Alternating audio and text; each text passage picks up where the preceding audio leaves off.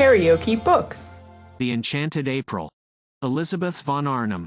Audiobook. Chapter 20. Scrap wanted to know so much about her mother that Arundel had presently to invent.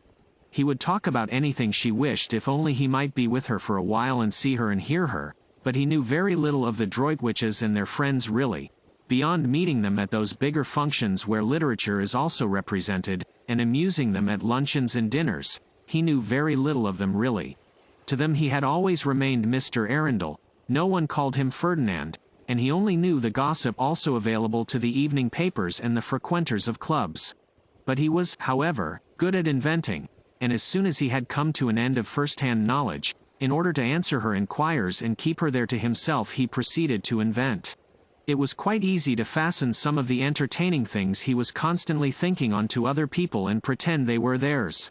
Scrap, who had that affection for her parents which warms in absence, was athirst for news, and became more and more interested by the news he gradually imparted. At first it was ordinary news. He had met her mother here, and seen her there. She looked very well, she said so and so. But presently the things Lady Droitwich had said took on an unusual quality, they became amusing. Mother said that? Scrap interrupted, surprised. And presently Lady Droitwich began to do amusing things as well as say them. Mother did that? Scrap inquired, wide-eyed. Arundel warmed to his work. He fathered some of the most entertaining ideas he had lately had on to Lady Droitwich, and also any charming funny things that had been done, or might have been done, for he could imagine almost anything. Scrap's eyes grew round with wonder and affectionate pride in her mother. Why, but how funny, fancy mother. What an old darling. Did she really do that? How perfectly adorable of her. And did she really say, but how wonderful of her to think of it. What sort of a face did Lloyd George make? She laughed, and had a great longing to hug her mother, and the time flew, and it grew quite dusk, and it grew nearly dark, and Mr. Arundel still went on amusing her, and it was 7:45 before she suddenly remembered dinner. Oh, good heavens! She exclaimed, jumping up. Yes. It's late, said Arundel. I'll go on quickly and send the maid to you. I must run, or I'll never be ready in time. And she was gone up the path with the swiftness of a young, slender deer. Arundel followed. He did not wish to arrive too hot, so had to go slowly. Fortunately he was near the top, and Francesca came down the pergola to pilot him indoors, and having shown him where he could wash, she put him in the empty drawing-room to cool himself by the crackling wood fire. He got as far away from the fire as he could, and stood in one of the deep window recesses looking out at the distant lights of Mezzago. The drawing-room door was open, and the house was quiet with the hush that precedes dinner, when the inhabitants are all shut up in their rooms dressing. Briggs in his room was throwing away spoilt tie after spoilt tie. Scrap in hers was hurrying into a black frock with a vague notion that Mr. Briggs wouldn't be able to see her so clearly in black. Mrs. Fisher was fastening the lace shawl, which nightly transformed her day dress into her evening dress, with the brooch Ruskin had given her on her marriage, formed of 2 pearl lilies tied together by a blue enamel ribbon on which was written in gold letters Esto Perpetua. Mr. Wilkins was sitting on the edge of his bed brushing his wife's hair. Thus far in this 3rd week had he progressed in demonstrativeness, while she, for her part, sitting on a chair in front of him, put his studs in a clean shirt, and Rose, ready dressed, sat at her window considering her day. Rose was quite aware of what had happened to Mr. Briggs. If she had had any difficulty about it, Lottie would have removed it by the frank comments she made while she and Rose sat together after tea on the wall.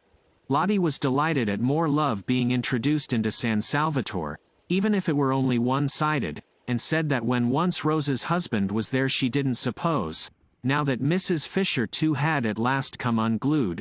Rose protested at the expression, and Lottie retorted that it was in Keats.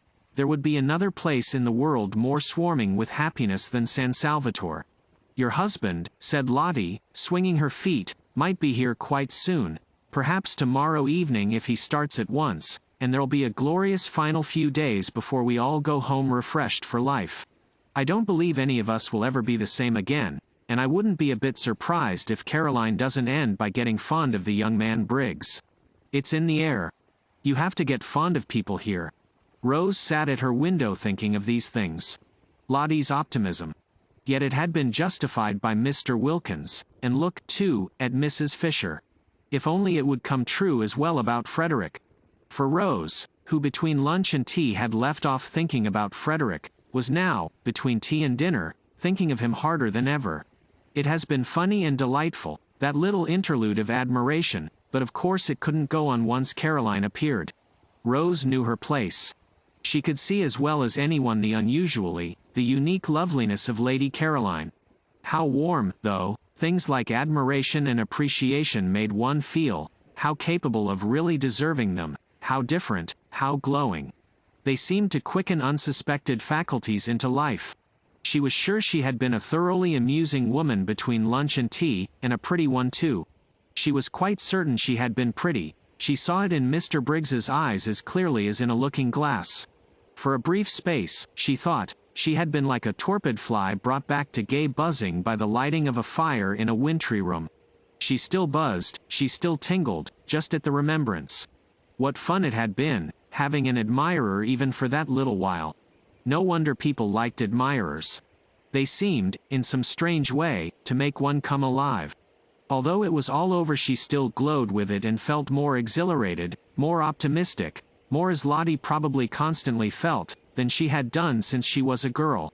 She dressed with care, though she knew Mr. Briggs would no longer see her, but it gave her pleasure to see how pretty, while she was about it, she could make herself look. And very nearly she stuck a crimson camellia in her hair down by her ear. She did hold it there for a minute, and it looked almost sinfully attractive and was exactly the color of her mouth, but she took it out again with a smile and a sigh and put it in the proper place for flowers, which is water. She mustn't be silly, she thought. Think of the poor. Soon she would be back with them again, and what would a camellia behind her ear seem like then? Simply fantastic. But on one thing she was determined. The first thing she would do when she got home would be to have it out with Frederick. If he didn't come to San Salvatore, that is what she would do, the very first thing. Long ago she ought to have done this, but always she had been handicapped, when she tried to, by being so dreadfully fond of him and so much afraid that fresh wounds were going to be given her wretched, soft heart. But now let him wound her as much as he chose, as much as he possibly could, she would still have it out with him. Not that he ever intentionally wounded her. She knew he never meant to, she knew he often had no idea of having done it. For a person who wrote books, thought Rose, Frederick didn't seem to have much imagination. Anyhow, she said to herself, getting up from the dressing table, things couldn't go on like this. She would have it out with him. This separate life, this freezing loneliness, she had had enough of it. Why shouldn't she too be happy? Why on earth? The energetic expression matched her mood of rebelliousness. Shouldn't she too be loved and allowed to love?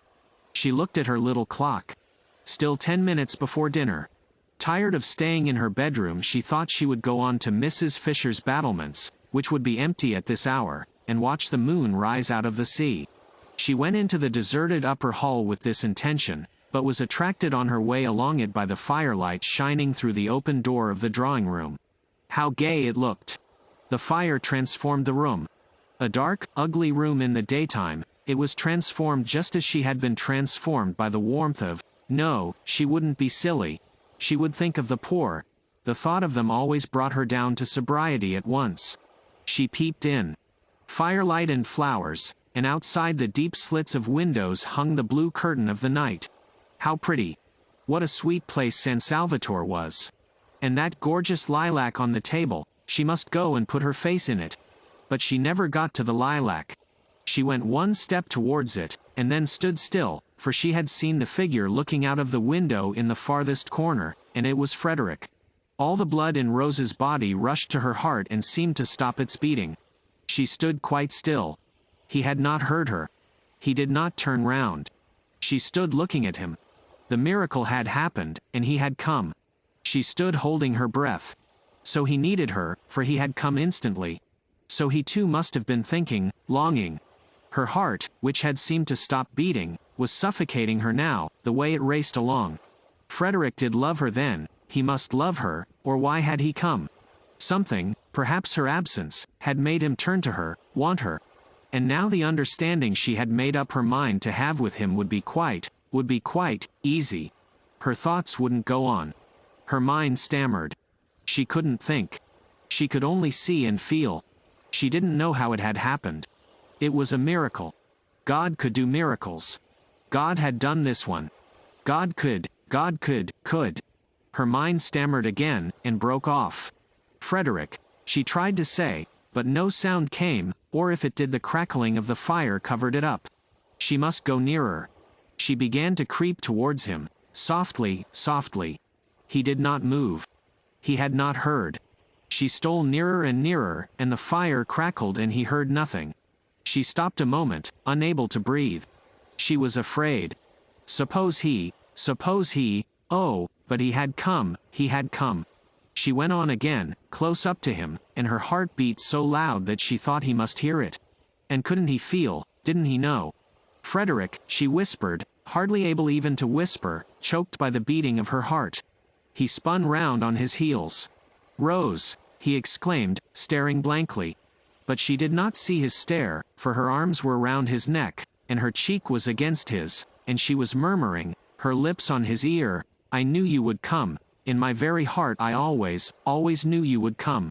If you liked what you heard, please subscribe to the channel.